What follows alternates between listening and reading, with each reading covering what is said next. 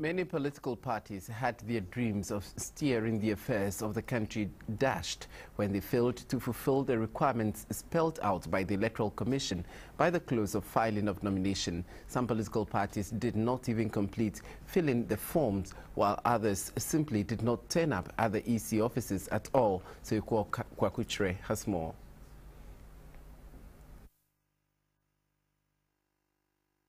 Political parties in Ghana are formed mainly to contest elections in order to prosecute the agenda of the party aimed at facilitating socio-economic development in the country. But to come to power, these parties have to comply with electoral laws, including filing their nominations with the Electoral Commission.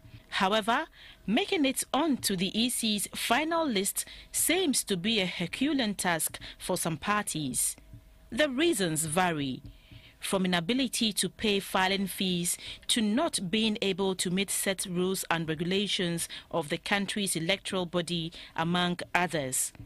The reality is that many parties fall out before or by close of filing of nominations.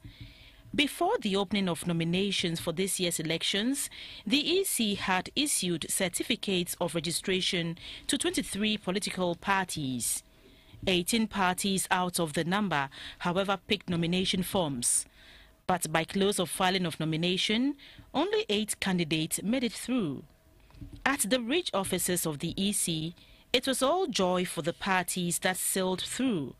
But there were visible signs of disappointment on the faces of those who could not make it. We have filled all the documents. Only 2, and the 2 we have filled it and presented it. So I don't understand why Aforijan said he's not going to accept my nomination.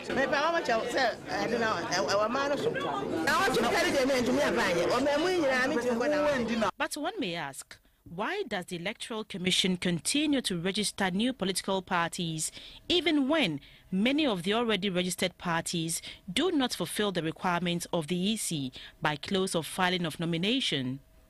Acting Director of Public Affairs, Christian Owusu-Parry, explains the processes of registering a political party. There are requirements that they have to meet.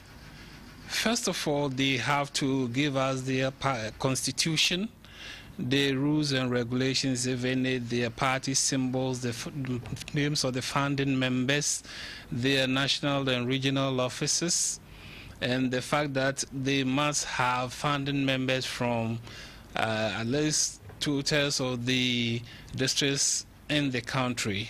And what happens to parties who never make it to the final ballot paper?